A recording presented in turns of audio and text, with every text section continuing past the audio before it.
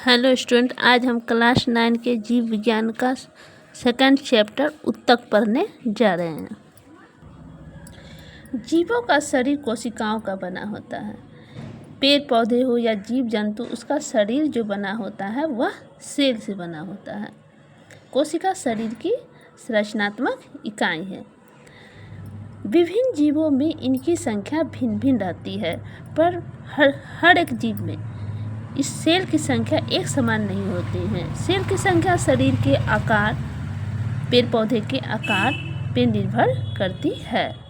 एक कोशिकीय जीव ऐसे होते हैं जो सिर्फ एक सेल से बने होते हैं, जैसे अमीबा, पैरामीशियम, ये सब एक सेल से बने होते हैं। जीवों में जीवन संचालन के सभी कार्य एक ही कोशिका द्वारा संपन्न हो जाता है। तो ऐसे जीव जंतु जो हैं, इनके शरीर का जो हर एक कार्य है वह एक ही सेल कर देता है, उसको दूसरे सेल की आवश्यकता नहीं होती है। जैसे अमीबा में भोजन का अंत ग्रहण, यानी जैसे हम भोजन ग्रहण करते हैं ना, वैसे अमीबा में भोजन अंत ग्रहण, पाचन, श्वसन, जैसे हम सांस लेते हैं तो वैसे ही अमीबा भी सांस लेते हैं, पर यह एक सेल द्वारा ही संपन्न हो जाता है। आदि कार्य एक कोशिका में ही हो जाता है। इसे हर कार्य के लिए अलग अलग अंग की आवश्यकता नहीं होती है, इसलिए अमीबा एक कोशिकीय जीव है। लेकिन जटिल बहुकोशिकीय जीव में अनगिनत कोशिकाओं का समूह रहता है। लेकिन जैसे पेड़ पौधे हुए, जीव जंतु हुए, ये एक सेल के नहीं बने हैं, इसमें ढेर सारे सेल हैं। जैसे लीवर के सेल, जीव जंतु में लीवर के सेल अलग है, हार्ट के अलग है, ब्रेन के अलग है, और सब सेल के नाम भी अलग अलग होते हैं। उस तरह पेड़ पौधे में भी जितने सेल है उसके अलग अलग नाम है, जैसे जाइलम, फ्लोएम। तो इनके सेल अलग अलग है और अलग अलग सेल के कार्य हैं अनगिनत। इन सेल के का अलग अलग समूह होता है। जैसे लीवर के सब सेल मिलके एक समूह बनाते हैं, उस समूह को क्या कहेंगे हम? उत्तक कहेंगे। तो वही लिखा है कि लेकिन जटिल बहुकोशिकीय जीवों में अनगिनत कोशिकाओं का समूह होता है, जिनमें अलग अलग कार्य के निष्पादन हेतु अलग अलग कोशिकाएं रहती है। जैसे रक्त की कोशिका अलग है, इस कोशिका का एक समूह होता है। ब्रेन की कोशिका अलग है, जैसे तंत्रिका कोशिका है ब्रेन की कोशिका, उसके समूह अलग होते हैं। क्योंकि विभिन्न कार्यों के लिए खास प्रकार की कोशिकाएं होती है।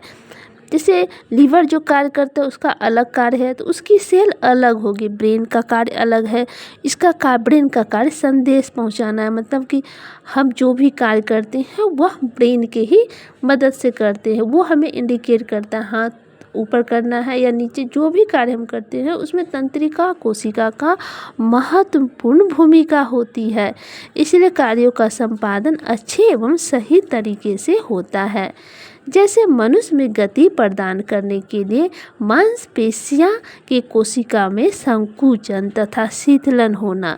रक्त कोशिका जैसे ब्लड है, उसकी कोशिका अलग होती है, तो रक्त कोशिका के द्वारा ऑक्सीजन, खाद्य पदार्थ, हार्मोन तथा अपशिष्ट पदार्थ का संवहन तंत्रिका कोशिका द्वारा ये संवहन किया, और तंत्रिका कोशिका द्वारा संदेशों का वहन होता है। हमारी जो ब्रेन है उसकी जो सेल है, उस सेल का नाम तंत्रिका कोशिका है। यही संदेश का वाहन यानी संदेश पहुंचाता है कि हमें क्या करना है। तो तंत्रिका कोशिका द्वारा संदेशों का वाहन आदि होता है। इसी प्रकार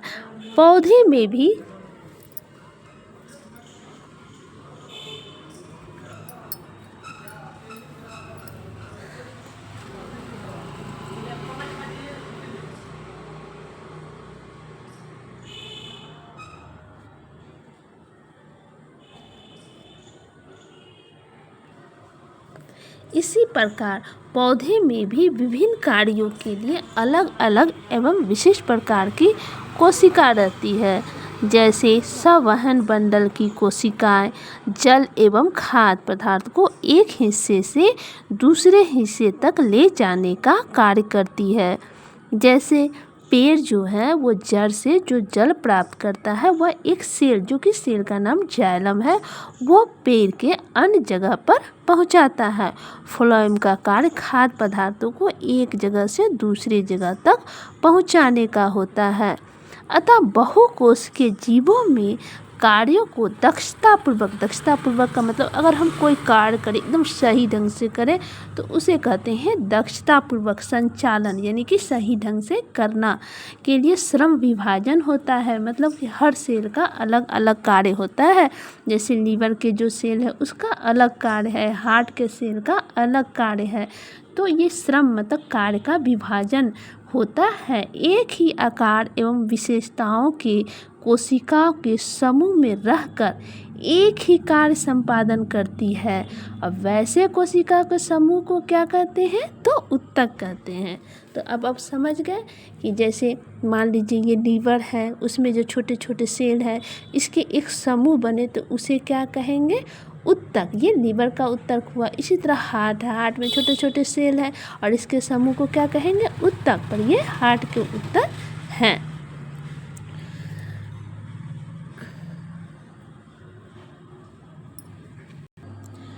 कुछ उत्तक में विभिन्न आकार एवं बनावट की कोशिकाएं होती है। जैसे कुछ उत्तक जो होते हैं उसमें सभी सेल की आकार एक नहीं होती, यानी बनावट एक नहीं होती है, लेकिन इन सभी की उत्पत्ति, लेकिन इन सेल का उत्पत्ति जो है तथा कार्य समान रहते हैं। मतलब कि ये एक ही कार्य करते हैं, वो दूसरा कार्य नहीं करते। जो हर सेल का कार्य एक ही है पर आकार भिन्न भिन्न है। अतः समान उत्पत्ति तथा समान कार्य को संपादित करने वाली कोशिका के समूह को उत्तक कहते हैं। पादप एवं जंतु दोनों में ही उत्तक पाया जाता है। पादप में भी उत्तक पाया जाता है, जंतु में भी, दोनों में ही उत्तक पाया जाता है। जब हम दोनों में मौजूद उत्तक की संरचना एवं कार्य के संबंध में अध्ययन करेंगे। पौधों एवं जंतुओं में उत्तक में तुलना। जैसा कि आप पिछले अध्याय यानी कि सेल में ये जान चुके हैं कि पौधे एवं जंतु दोनों की कोशिका में लगभग एक ही प्रकार की संरचना होती है। मतलब आपने पढ़ा कि कोशिका में अगर पादप का हो या जंतु का, दोनों में माइटोकॉन्ड्रिया होती है, राइबोसोम होते हैं, रसधानी होती है, कोशिका झिल्ली होती है। तो अतः सेल एक जैसे है, बस थोड़ा मोड़ा डिफरेंस है। जैसे पादप सेल में क्लोरोप्लास्ट होते हैं क्योंकि पादप को प्रकाश संश्लेषण की आवश्यकता होती है, पर जंतु कोशिका में प्रकाश संश्लेषण की आवश्यकता नहीं होती है, इसलिए इसमें क्लोरोप्लास्ट नहीं होते हैं, लवक नहीं होते हैं। फिर जंतु कोशिका में सेंट्रोसोम होते हैं जो कि पादप कोशिका में नहीं होते हैं। लेकिन जब उत्तक एवं उच्च स्तर पर इनके संगठन को देखते हैं तो दोनों में स्पष्ट अंतर दिखाई पड़ता है, जो कि निम्नलिखित है, यानी कि जो कि ज़्यादा है। पौधे सामान्यतः स्थिर रहते हैं, मतलब पेड़ जहाँ है वहीं रहते हैं, यानी उसमें गति नहीं होती है। जैसे आप वृक्ष देखिए, क्या वृक्ष आज यहाँ है कल वहाँ नहीं, आज जहाँ है कल वहीं रहेंगे। कुछ सूक्ष्मदर्शी शैवाल इसके अपवाद होते हैं, लेकिन शैवाल इसके अपवाद है। शैवाल आज जहाँ है कल भी वहाँ नहीं होगा। भोजन, स्थान एवं साथी की खोज में जंतु एक स्थान से दूसरे स्थान की ओर विचरण करते हैं, जबकि पेड़ पौधे ऐसा नहीं करते हैं। पौधे के अधिकांश उत्तक सहारा प्रदान करने वाले होते हैं। ये उत्तक मृत होते हैं, मतलब पेड़ पौधे में जितने उत्तक हैं ना वो मृत उत्तक होते हैं। इनकी कोशिकाओं में जीवित बचा नहीं रह पाता है। मतलब सेल जो है ना, सेल में कोशिका में द्रव होता है, केंद्रक में द्रव होता है, और दोनों द्रव को मिलके जो जीव द्रव बनता है वो रहता ही नहीं है, इसलिए इसके सेल मृत होते हैं, तो इसलिए इसके उत्तक भी मृत होते हैं। जबकि जंतुओं के अधिकांश उत्तक जीवित होते हैं। चूँकि पौधों को एक जगह से दूसरी जगह जाना नहीं रहता है, अतः उन्हें कम ऊर्जा की आवश्यकता होती है। एक जगह से दूसरे जगह पेड़ पौधे तो जाते नहीं हैं, इसलिए इन्हें एनर्जी की आवश्यकता होती नहीं है।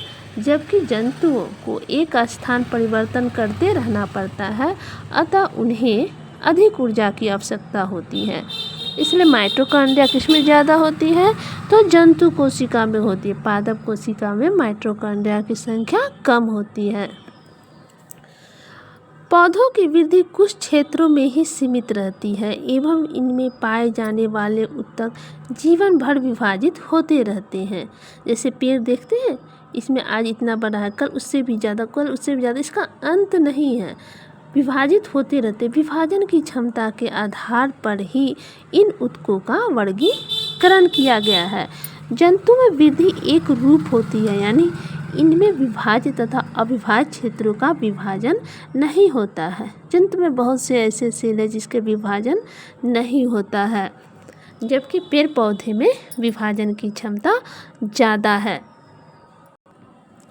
संरचनात्मक संगठन के आधार पर जटिल जंतुओं के अंगों एवं अंग तंत्रों की बनावट जटिल पौधों की तुलना में अति विशिष्ट तथा सीमित होती है। संरचनात्मक संगठन मतलब जैसे कि हमारे शरीर का ढांचा, पेड़ जीव जंतु के शरीर का ढांचा, मतलब जीव जंतु जो बने हैं संरचनात्मक, जैसे पेड़ घर बनता है कहते हैं संरचना, वैसे ही संरचनात्मक संगठन के आधार पर जटिल जंतुओं के अंग, जैसे जटिल कहने का मतलब ये है कि इनके अंग अलग अलग है, लीवर अलग है, हार्ट अलग है, ब्रेन अलग है, एवं अंग तंत्रों का बनावट, सबका बनावट अलग अलग सेल से हुए हैं, अलग अलग ऊतक से हुए हैं। इसलिए कहा गया अंगों एवं अंग तंत्रों की बनावट जटिल पौधों की तुलना में अति विशिष्ट तथा सीमित रहती है, क्योंकि मनुष्य में एक विशिष्ट तरीका से इसका संरचना है, जितना कि जटिल पौधों में विशिष्ट रूप से नहीं होता है। यह विशेषता उन्हें विभिन्न प्रकार के अनुकूलन प्रदान करती है। इसलिए मनुष्य की जीवन शैली अलग है और पेड़ पौधे की जीवन शैली अलग है। सबसे पहले जानिए पादप ऊतक।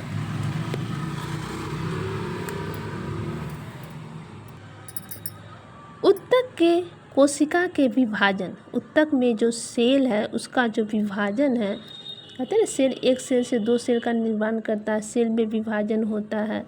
तो उसी तरह ऊतक के कोशिकाओं के विभाजन क्षमता के आधार पर पादप ऊतक दो प्रकार के हैं। सेल के विभाजन के आधार पर जो पादप के ऊतक हैं वो दो प्रकार के हैं। एक है विभोज्यतकी ऊतक, यानी कि ऐसा ऊतक जिसका विभाजन होते रहता है, और दूसरा है अस्थायी ऊतक, मतलब ऐसा ऊतक जो अस्थायी है, जिसमें विभाजन नहीं होता है। विभोज्यतकी ऊतक मतलब ऐसा ऊतक जो अवयस्क है, मतलब कि इमैच्योर है, मतलब कि अविकसित है, जीवित कोशिका का बना होता है। तो यह ऊतक मृत कोशिका का नहीं बना होता है, यह कोशिका जो है वह जीवित कोशिकाओं का बना होता है। इसमें विभाजन की क्षमता होती है, इसमें विभाजन की क्षमता होती है। जो भी ऊतक जीवित होती है उसमें विभाजन की क्षमता होती है। इस ऊतक की कोशिकाएं, ये जो ऊतक है इसमें जो सेल के समूह है, कोशिकाएं हैं, वह छोटी होती है, अंडाकार होती है या बहुभुजी होती है, और इसकी भित्ति जो बनी होती है वह सेल्यूलोज की बनी होती है।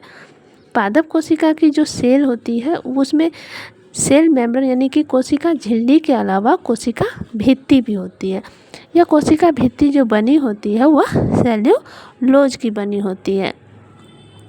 प्रत्येक कोशिका घने कणयुक्त कोशिका द्रव्य से भरी रहती है, और प्रत्येक कोशिका में एक द्रव्य होता है जिसे हम कोशिका द्रव्य कहते हैं।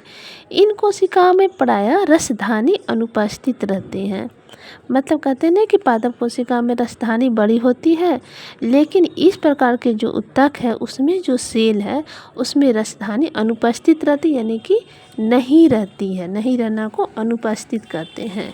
इसमें एक बड़ा केंद्रक होता है, सेल में के केंद्र में एक केंद्रक होता है ना, तो इस विभोज्यत के ऊतक जो होते हैं उसके जो सेल हैं उसमें जो केंद्रक है वो बहुत बड़ा होता है, तथा कोशिकाओं के बीच में अंतरकोशिकीय स्थान नहीं पाया जाता है।